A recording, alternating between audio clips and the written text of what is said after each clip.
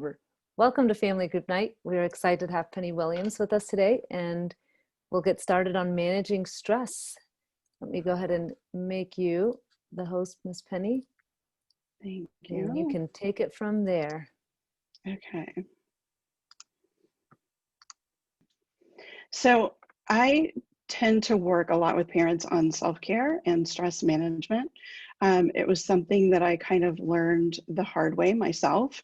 I really was not, I just really had that same sort of cultural expectation that moms and parents give everything of themselves to their kids. So there's nothing left for us. We just give all of ourselves for our kids. And what happens is we're actually taking away from our kids when we do that. We're actually giving them kind of the short end of the stick when we're not managing our stress and when we're not taking care of ourselves.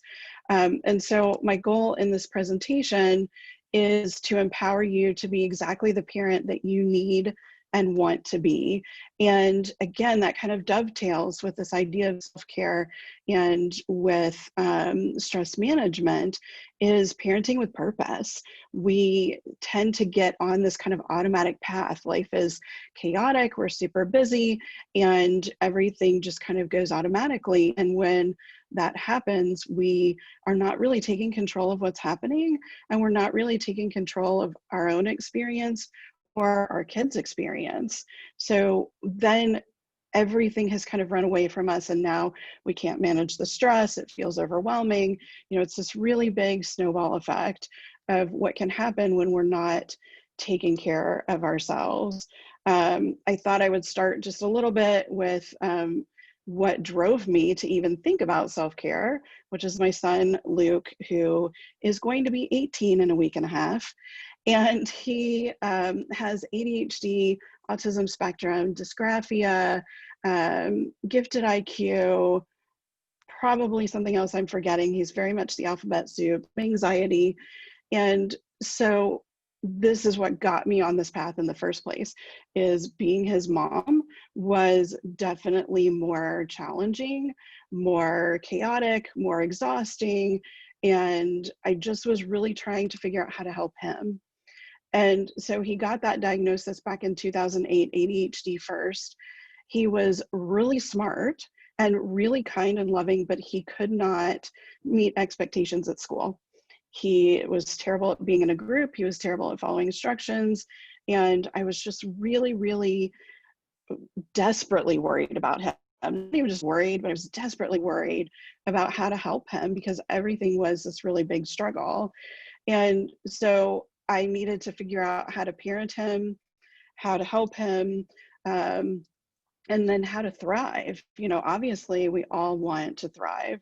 We want to thrive. We want our kids to thrive. That's the goal. And when we have kids with these invisible disorders, it can be really tough to figure out how to do that. How do you get from point A to point B when the path is really unclear? And the lack of clarity in that path is what really stresses us out and really makes a lot of other things like stress management and self-care so important.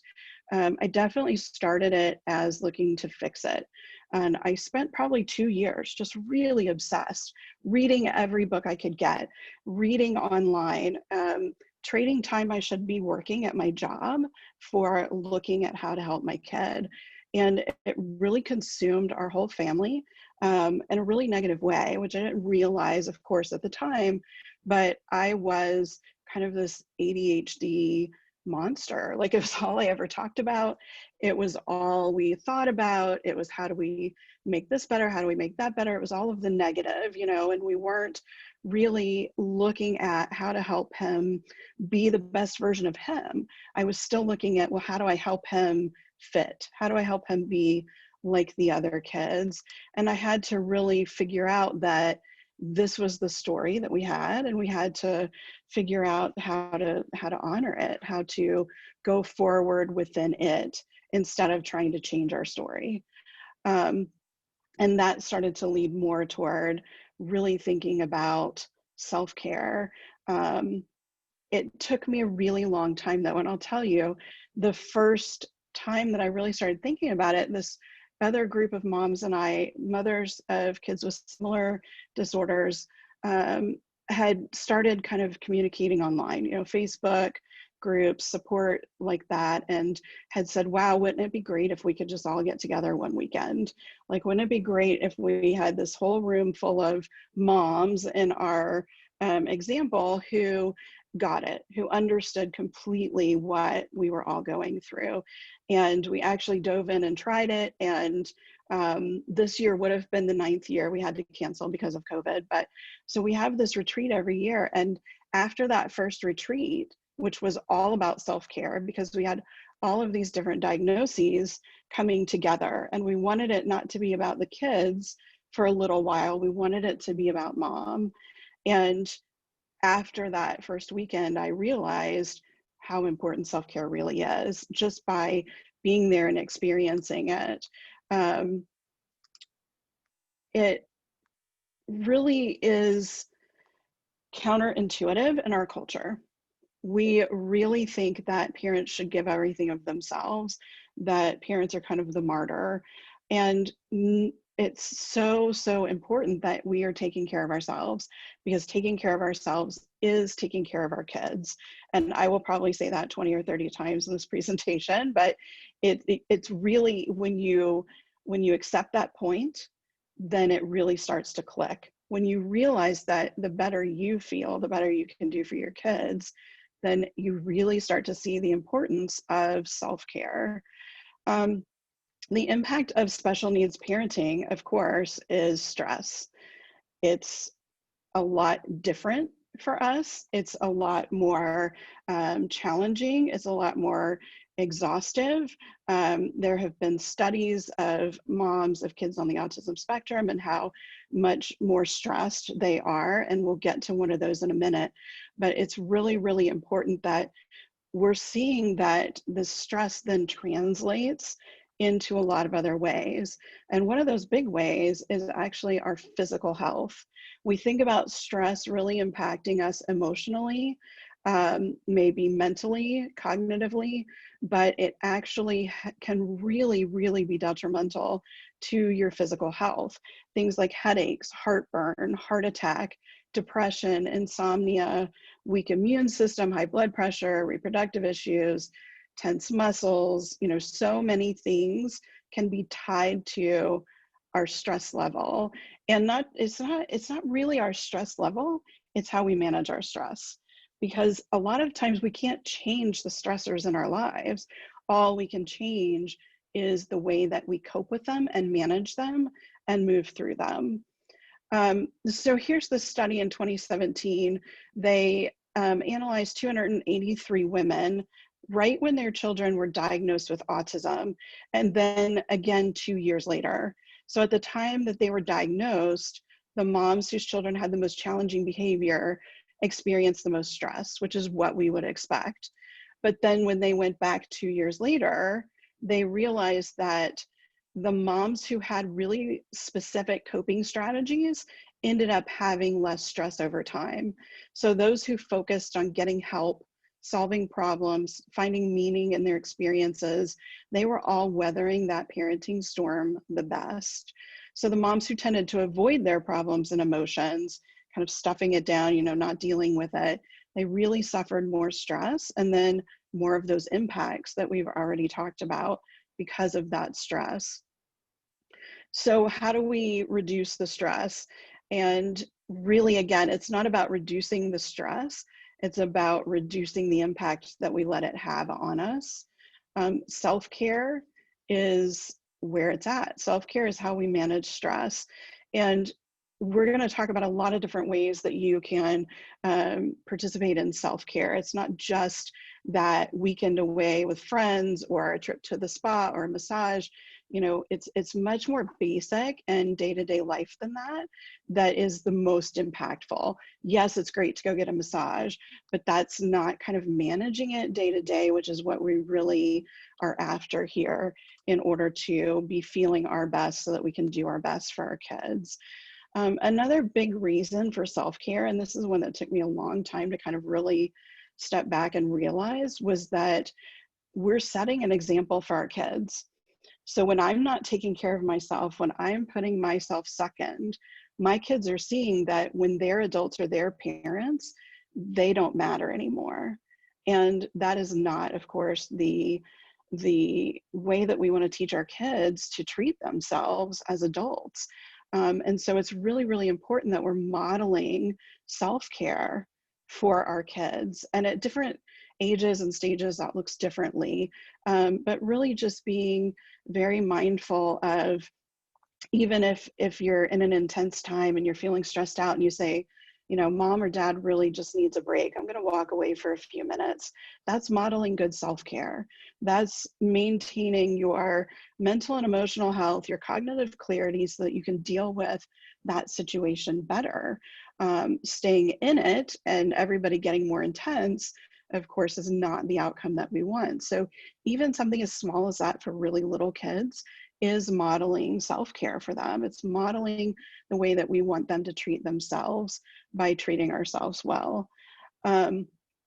So let's talk about what self-care entails. It is engaging in activities and behaviors that have a positive effect on your mental and physical well-being. So you have to take care of your own mental and physical health before you can truly devote yourself to your family. I love this quote from Katie Reed. This is one I look at all the time. Self-care means giving the world the best of you instead of what is left of you. And again, it goes back to, if we give everything to everybody else, then all we're giving is the leftovers. You know, we're just really getting pulled down into the muck of it, and we're not giving our best selves to others. So when you're feeling good, you can do good. And I believe this is a quote from Mr. Rogers, actually. But it's just the best way to really boil that down is, when you feel good, you can do good. And so that is having a positive and confident outlook when you feel good. It promotes feelings of calm and relaxation to refresh you. It improves your physical and mental health too, by reducing the effects of prolonged stress on both your mind and your body. Like I said before, self-care does not have to be a spa day. We have 3 different areas of self-care, both physical, emotional, and spiritual. So physical self-care, I think, is really what we all think about. We eat well, exercise, get good quality sleep. We care for our health. You know, if we're not feeling well, we go to the doctor, that sort of thing. That would be physical self-care. But we also have emotional and spiritual self-care. So emotional self-care is just managing our emotions in a way that is productive. And it's not even just our emotions in relation to what we're going through, but we have to really consider our emotions around our kids' diagnosis and around what our kids are going through, because that's really impacting us, and it can really make a difference in your stress level. Setting boundaries with people who are not positive or supportive. I have so many questions from parents all the time.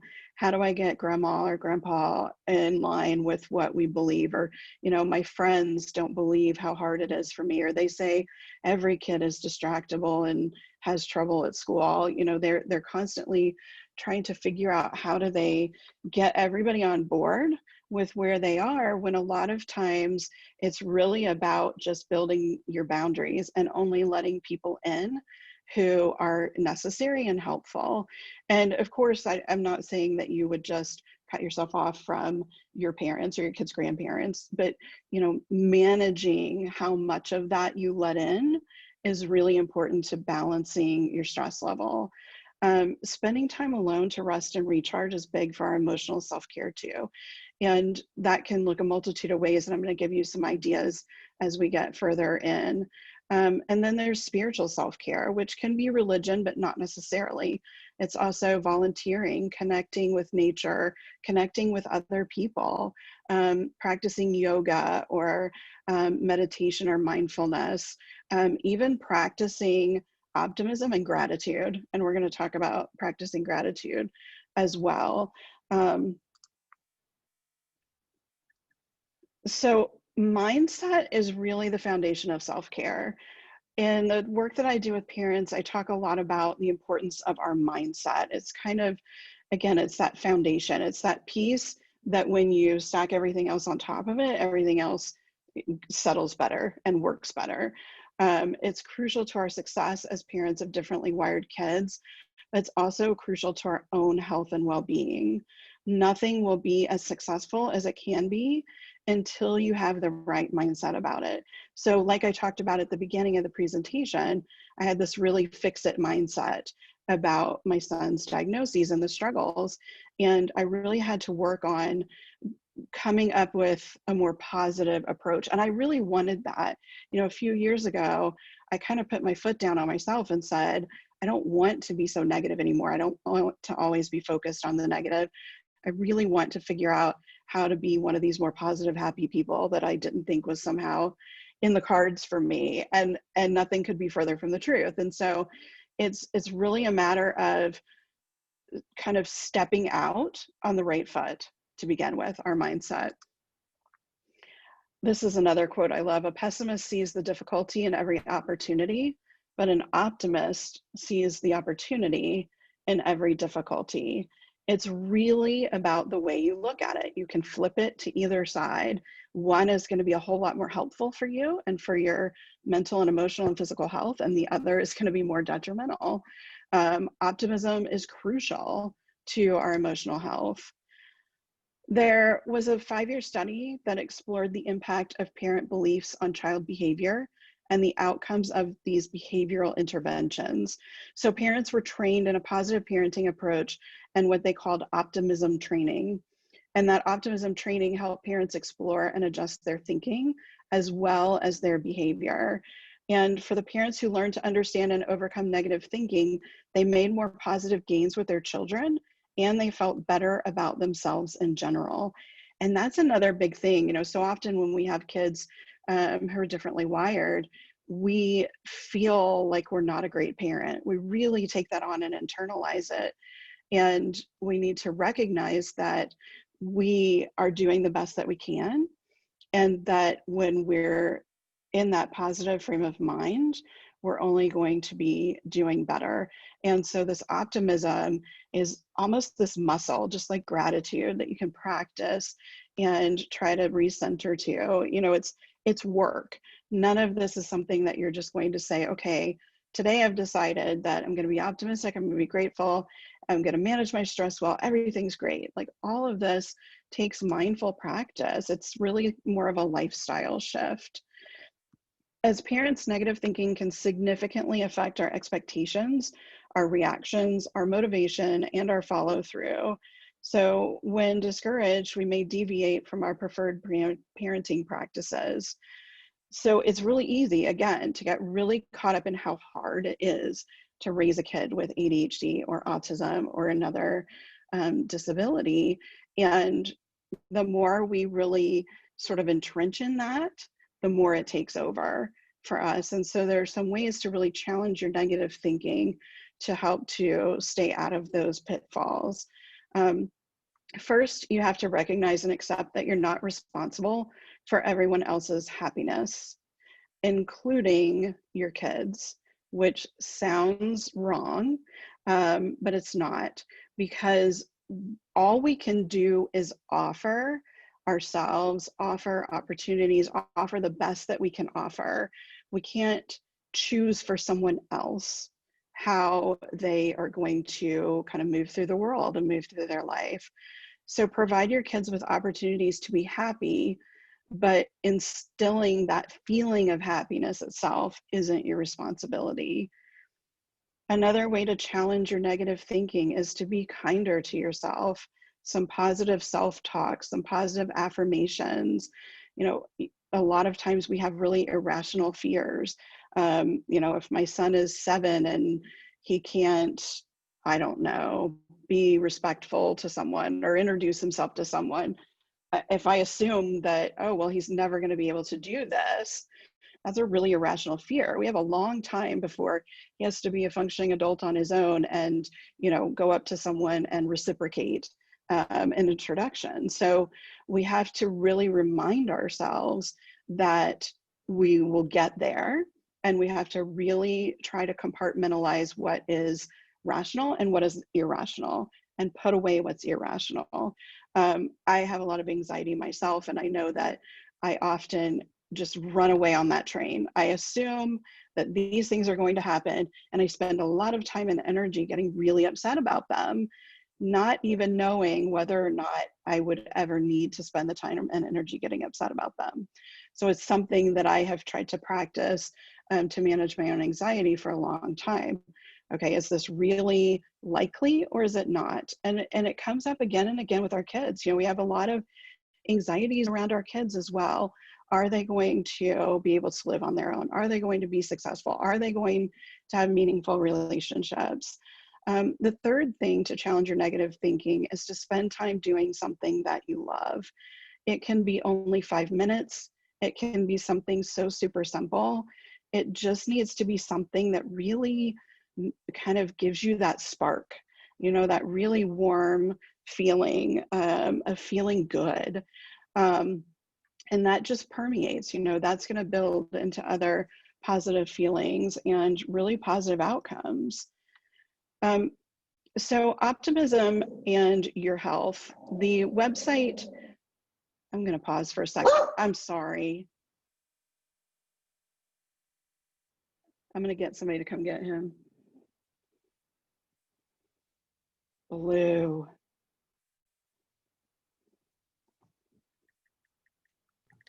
My dog is in here too, jumping on my lap.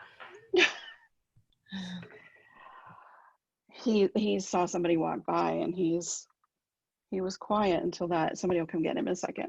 I'm sorry. So in regards to optimism in your health, there's a website called The Pursuit of Happiness. And this quote is from them. Optimism has been proven to improve the immune system, prevent chronic disease, and help people cope with unfortunate news. And recent research indicates that optimists and pessimists approach problems differently, and their ability to cope successfully with adversity differs as a result.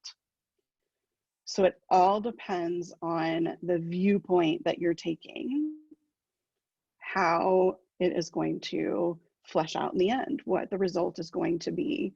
And a lot of this feels so kind of hippy dippy. Like I used to think this was all really granola. Like, so I'm going to tell myself that things are going to be great and they're automatically going to be great. There's really more to it than that. And there's science behind it. And it actually works. It really actually works. When you're in a more positive frame of mind, things tend to go better. When you're in a more negative frame of mind, everything tends to seem like it's going bad. Desmond Tutu said, hope is being able to see that there's light despite all of the darkness. And hope is a big propeller forward, if that makes sense. Hope is what kind of keeps us looking forward and able to move forward, instead of as the opposite, pessimism or feeling hopeless makes us feel very stuck. And we always want to be able to keep moving forward. So having hope means that we can push past our disappointments and keep an eye out there on the horizon. So with hope, we can recover from anything. It's a feeling of trust that things will turn out for the best. One big thing that I came across when I was doing my own work on my own attitude and thinking was an article from Dr. Dale Archer, who is a psychologist, who talks about the psychological victim or the psychological survivor. And hope is really a reflection of the belief and the will to survive, to be a survivor. So those without hope often see themselves as a victim of circumstances or mistakes. He says there's a victim mindset and a survivor mindset. So the goal is to change your thinking from victim to survivor, and that requires hope. Hope redirects your negative thoughts to more powerful ones. When you have hope, you know that you will survive. You know that you'll keep going. When you have hope, you have optimism, but optimism doesn't exist without hope. So we control our own destiny through our thoughts, whether we choose to be the victim or we choose to be a survivor. Dr. Archer says, when you go through times of stress and pain, yet you know without a doubt that this too shall pass, then you have hope. And often that alone is enough to make all the difference. Speak to yourself with compassion on the inside, and you will radiate peace on the outside. A lot of this boils down to giving ourselves grace. We really blame ourselves for so much of the challenges that our kids have. And usually 99% of that is ill-placed blame, right? It's not our fault. It's not my fault my child was born with a neurological difference. It's not my fault that his teachers don't understand him. These things, when you really sit down and think about it, it's not actually our fault. We haven't caused those things. We certainly haven't intended to cause those things. The next thing is to practice self-compassion, which is what I was just talking about. So when we aren't the perfect parent, or when we make a mistake, we often feel guilty and we tell ourselves that we failed. Making mistakes and owning up to them in front of our kids is one of the best things we can do for our kids.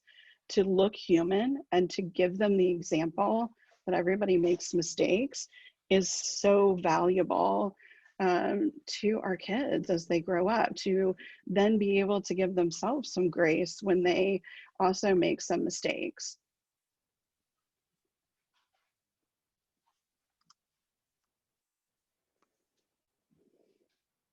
This is the land I used to live in a lot, and every now and then it happens again. Woulda, coulda, shoulda, right? I wish I had done this differently. Why didn't I? And then feeling really guilty. But that's not serving us. If I'm walking around really upset with myself, what is that doing for my kids? What is that doing for my family?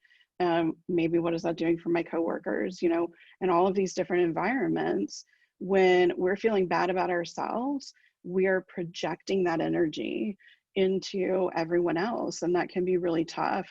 So instead, we really have to be mindful to use that energy more for self-compassion, to have the conversations with ourselves about how we did the best that we could in that moment. You can only do as much as you know to do today. Tomorrow, you may know more and you may be able to do better for your child.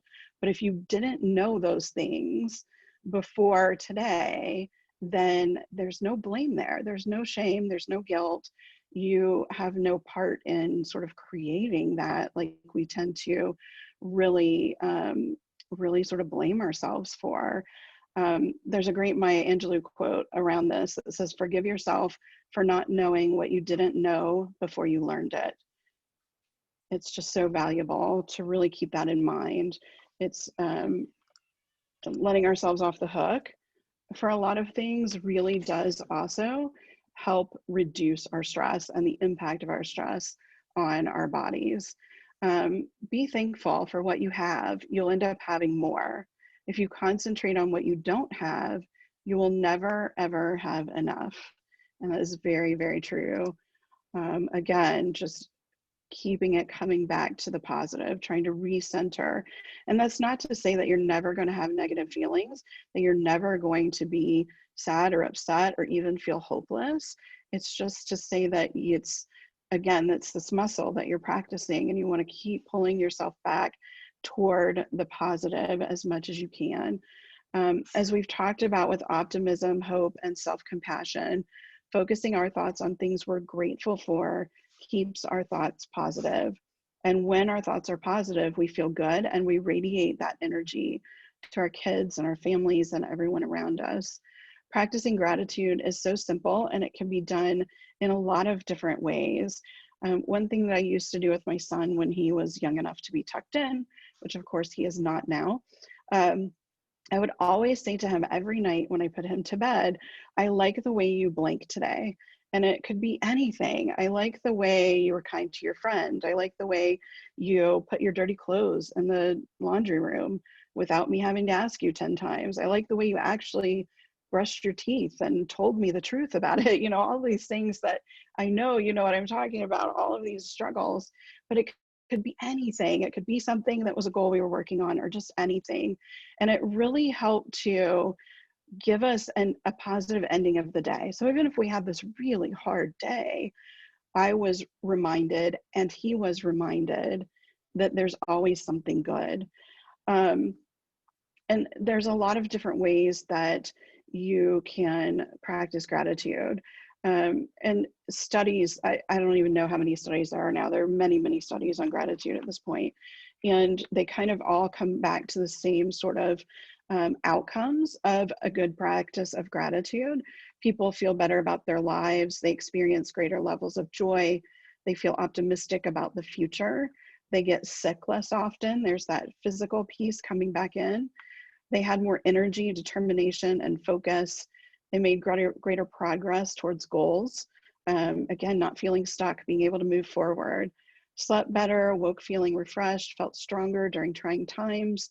They're more likely to offer emotional support to others, and they experienced fewer overall physical symptoms of stress, which is huge. If you could feel better every day and it took a 5-minute gratitude practice, wouldn't that be amazing? And it's possible. It's really possible to do that. So here's some different ideas of ways that you can practice gratitude. You can ask your child for a gratitude insight at bedtime. You could say, I like the way you blank today with your child. You can create a gratitude jar where once a day you just write down a little gratitude on a slip of paper and keep them in that jar. And then when you're having a really, really difficult time, you can go back to that jar and read the different things that you're grateful for in your life. I have used an app for that. There's an app for iPhone. I'm sure there's probably one for Android too, where it will remind you to log your gratitude every day in there. You could also do a gratitude journal, a gratitude wall with chalkboard paint, or hang a chalkboard, gratitude post-its stuck all around the house. I've seen people just have post-its and pens laying around, and you just write out a gratitude and stick it up wherever you are, which is kind of fun for especially younger kids to really see those. You could put a daily gratitude into your calendar or your planner. Again, if you're going to forget, then what can you do to help yourself remember? There's apps, so you can just write it down every day on a page in your planner. You can take a gratitude walk. You could have a morning reflection over coffee, or just take a minute to enjoy what's around you, to be grateful for some part of it. So the sunshine, the warm feeling, the air, crisp fall air maybe. I have really noticed as I've gone out the last couple of weeks how nice it feels outside and how things are changing, and just being grateful for what is around me in those moments. The oak fought the wind and was broken, but the willow bent when it must and survived. And this really speaks to the power of resilience. And we're always trying to develop resilience ourselves and for our kids. And it can be challenging. The more challenges you have in your life, the harder it is to develop that resilience. But really what it boils down to is learning to bounce back from negative events, negative emotions, things that are challenging, and being able to return yourself to that positive mindset more quickly. So again, it's about coming back to the positive, not the expectation that you always stay in the positive, just that you're able to work with yourself and be able to come back to the positive. To be resilient, you have to face the pain, not avoid it.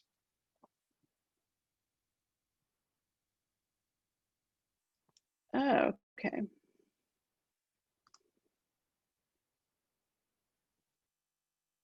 Can you guys still hear me? Yes, we're still here. Okay, my PowerPoint crashed. So sorry. I'm rebooting it. It's just a night of issues, huh?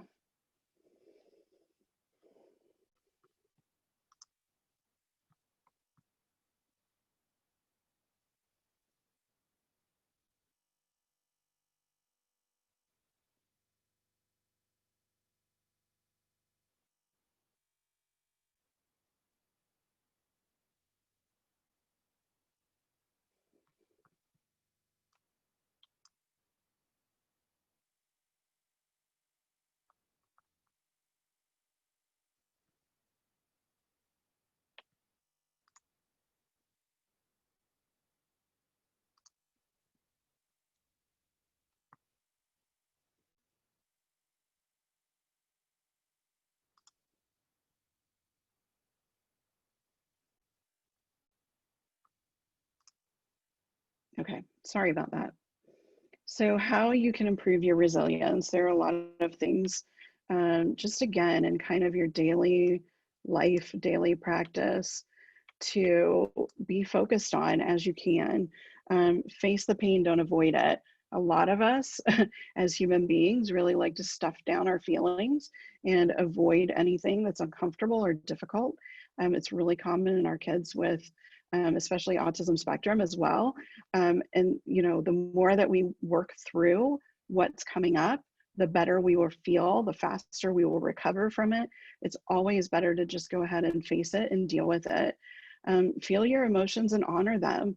You know, sometimes we feel bad about having a kid with challenges, and then we feel like a bad parent because we felt bad about, you know, the challenges that came with parenthood.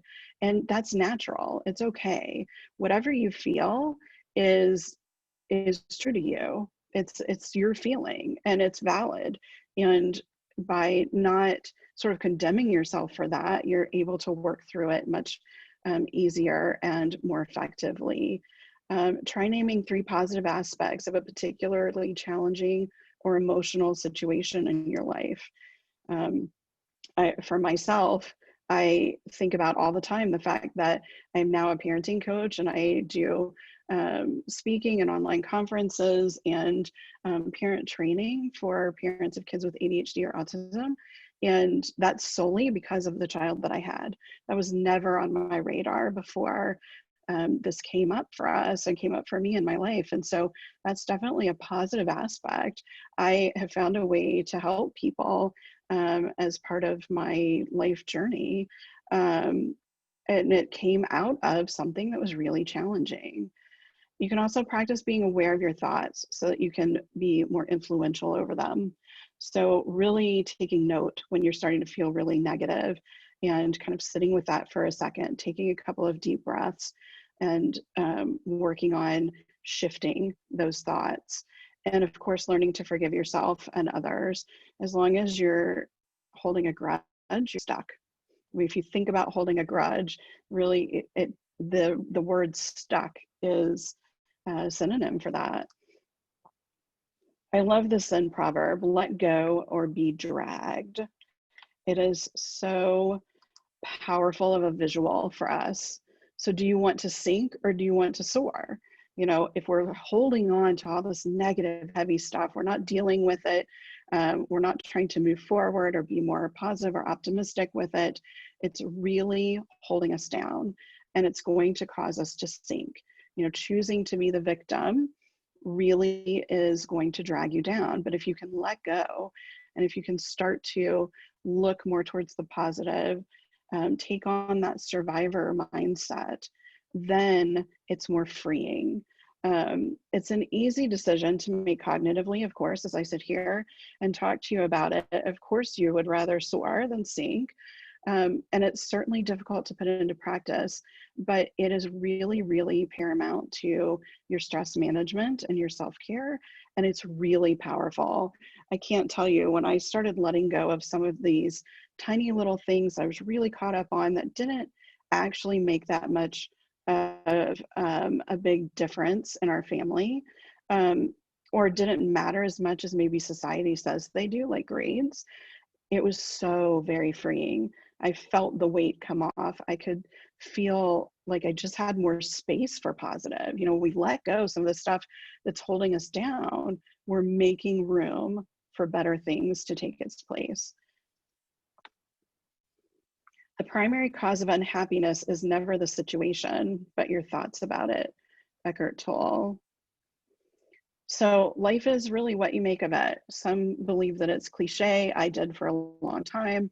But the fact of the matter is that your thoughts and that your reactions do shape your experience. You can walk forward with this child who has challenges and help them to create their best life, what their life was meant to be. Or you can kind of bristle and rally against that and really be stuck in the muck. You know, it's a very different way to go forward, and one really isn't even sort of going forward. You're really keeping yourself stuck. But I do want you to know that I am not saying that I think that all of your challenges are going to just go away. You know, we can't cure autism or ADHD or anxiety. We can't change the facts of that reality, but we can change what we make out of that set of facts. So how we choose to react, how we choose to think about it, that's what really affects that experience going forward for us. And again, not just for us, because this all trickles down to our kids and our families. The way that we're feeling impacts the way that they're feeling. Love, kindness, and compassion are pretty effortless, where there's acceptance of your journey and your own personal truth, your child's personal truth. There's automatically some kindness and compassion in that. And that's a really beautiful place to live. It's a great place to hang out. Those are the sort of feelings that really nurture our souls, that really make us feel good, right? When we show kindness to others, or when kindness is shown to us, that is, if you just think about how you feel in those instances, that's how we want to feel all the time. So we accept what we can't change and we let go of it. And then we live more in this space with love and kindness and compassion, and really in, you know, the reality of the situation, but looking at it from that more positive, optimistic outlook. Being happy doesn't mean that everything is perfect. It means you've decided to look beyond the imperfections. I loathe the word perfect or perfection. There is no such thing. What is perfect is imperfect, because there is no such thing as perfection. And the longer we strive for perfection, the harder we make it for ourselves. The more we stress ourselves, the more we stress our kids. We really have to give up on that idea. And again, it's a lot of our culture is driving that. We talk so much about perfection and being perfect. So let's talk about how to make self-care happen, because now we know why it's so important. And what we haven't yet talked about is how then are you going to make this happen in a more stressed, more chaotic, busy family life. I started by staying in the bathroom an extra 5 minutes. It was all I could get when my son was little and so hyperactive. And if I left him for 10 seconds, the whole house was trashed. You know, this was what I could do. This was what I could steal, was a few extra minutes in the bathroom, splash some cold water on my face, just close my eyes and breathe. Whatever it was that I could do, it was something. And that little something makes a big difference. So don't discount that you can't take a day for self-care. Music or dancing is really good. I always turn on music to feel better. It's just what works for me. I love to usually take a drive in the car and turn it up, and then it really kind of rejuvenates me. You could have a bath, bubble bath, Epsom salt. You know, Epsom salt is magnesium, it's calming, it's really kind of getting two things together there, some time for yourself and some calming minerals. One thing that I love to do, especially here in our location, is to kayak. That is where I feel happiest. And unfortunately, I can't just run out and kayak every day. It's not real life. I wish that I could, but whatever that thing is for you, what is the thing that you just feel so great when you're doing it? You feel rejuvenated. That's the thing that I want you to really focus on and find time to do it as much as you can. There are other free self-care activities. You know, self-care doesn't have to cost a lot either. Check out some books from the library, write somebody a letter or a card. We don't get any personal notes anymore. Think about how great the person on the other end of that's going to feel. Go for a walk by yourself. Taking a walk with your kids and your animals and your zoo that's already in your house is not what we're talking about here. Take a walk yourself. And again, even if it's 5 minutes, it's something and it will help. You can listen to a podcast or an audiobook. The podcast or audiobook cannot be about your child's diagnosis or challenges if you're using it for self-care. Just a note there. Find some sunshine. Let the sun shine on your face for a few minutes. do some volunteer work, take a nap. That's a big one for me on the weekends. Stay in your pajamas all day, stargaze. You know, some of us really love to go outside and look up and kind of just get the peace of the night sky, or sit back and binge some TV or a movie, whatever it is that really just gives you a little boost. These things are all simple, they're free, they're easy to do. You just have to make time for them. Also, save what you can when you can. One year at the Happy Mama retreat, I gave everyone a self-care savings jar. And if you save $1 a day, then you had 365 days or $365 at the end of the year for your self-care. Back then, that year, you could attend Happy Mama for that price, or you could use it for whatever. Encourage your family to contribute to your self-care fund. A lot of times, our relatives will want to do something helpful and they don't know what to do. They don't know how to help. This is a great way for them to help. Ask them to, you know, give you some time alone. Maybe they watch the kids for you and you go do some self-care, contribute to your fund, whatever it might be. And above all, ask for what you need. We are so bad about asking for what we need. And it's everything. You know, again, very often our family and our friends want to help and they don't know how. They don't know what to do. And a lot of times they won't offer because they don't know what to offer. So when you ask for help, you're giving them the opportunity that they probably really wanted in the first place. So really, you know, we have to kind of get over this idea that we're supposed to be able to do everything for ourselves, and that we're somehow not strong or not capable parents if we ask for help, because actually we're doing the best we can for ourselves and for our kids and our families when we do ask for help, because we're doing the best for ourselves. You know, we're taking care of our stress and our self-care. So what will you do now to ensure your own health and happiness? What sort of things can you think about now to make a little part of your day? Maybe, you know, that extra few minutes you're going to steal in the bathroom, or that walk you're going to go on your own, or what can you let go of that's really been stressing you out but isn't really worth it? Those things all really are very important to kind of just keep you on this more even keel of self-care, and they'll make all the difference for you, which then makes all the difference for your kids and your families. You know, when you're really deep in the muck of it and everything's hard, you don't realize that how refreshing 5 minutes by yourself might be, actually. You know, we just discount it. Oh, well, it's, you know, I can't get away right now. It'd only be a few minutes. I'd only be able to walk around the block once.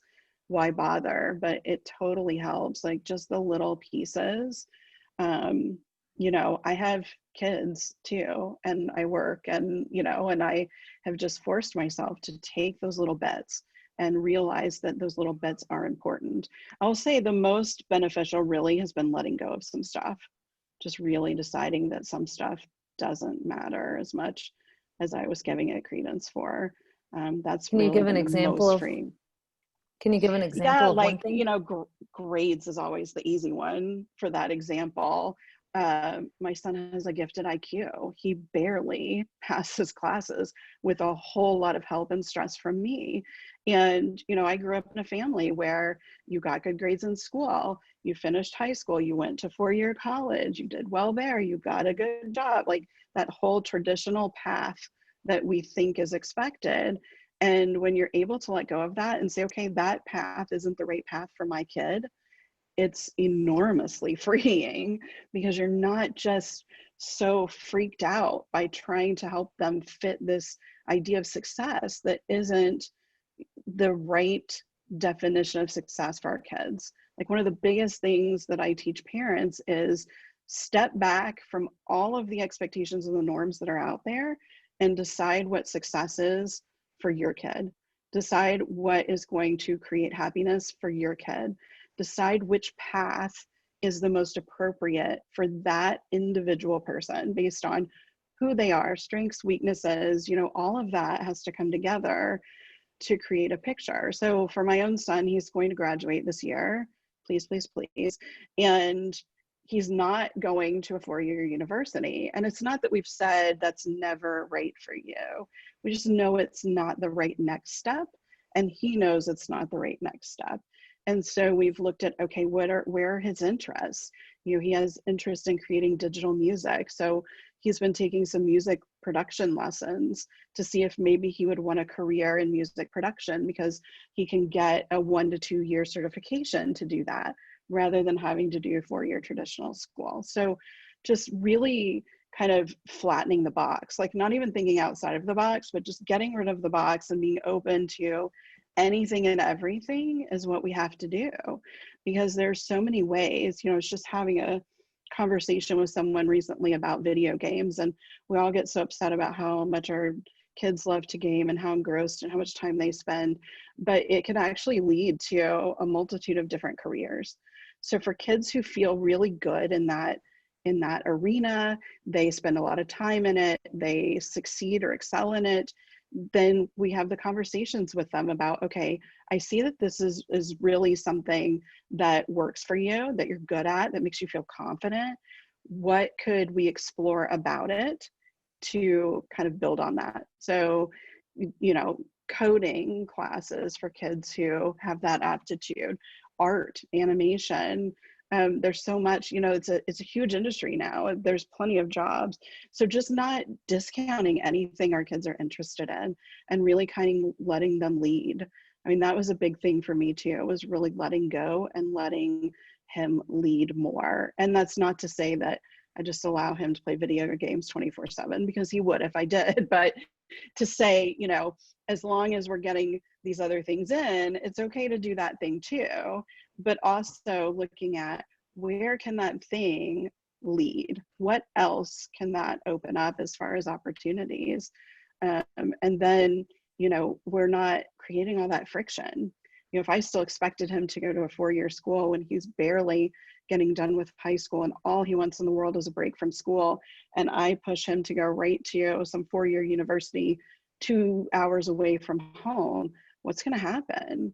Like, that's not honoring who he is. And by not honoring who he is and still having that expectation, we're all going to be punished for it. We're all going to suffer and struggle. So it's really a lot about letting them guide, and giving, boundaries. We're scaffolding that support. We're sort of creating this, I don't know what to equate it to, maybe like the walls and bumper cars. We're giving them this sort of security, but we're also letting them explore and show us what they need and show us what is going to be that path. And then when we're doing that, we're not so stressed out about the fact that they're not on our path or the path that we imagined for them. So yeah, just lots of really little things. I know some families get really upset if their kids are not very social, if they don't go and hang out with friends. Like, both of my kids are, oh my gosh, in a week and a half, both of my kids are adults. Oh, they are both pretty introverted. And so they, through high school, did not like go and hang out with friends every night, right? And for a lot of people, they get upset about that. Parents think, oh, my kid is not getting the social interaction or connection they need. When in actuality, if that social interaction is really painful and tough, then really we're doing the better thing for them. But we have to recognize, we have to be able to step back and say, okay, maybe my expectation wasn't really right for my child, or wasn't right now. And then when I'm letting that go, at least for now, it's so freeing. It just takes the weight off. And I'll tell you, after I did this, it's probably been 3 or 4 years now where I was really like, I need a change. I cannot be this negative, always struggling person. It really made a difference in the entire family. Like, people would avoid me in the house. Like, my kids would want to, go the other way, or my husband especially, and by having a different energy that people want to be around, we're just doing better for them. It really does permeate.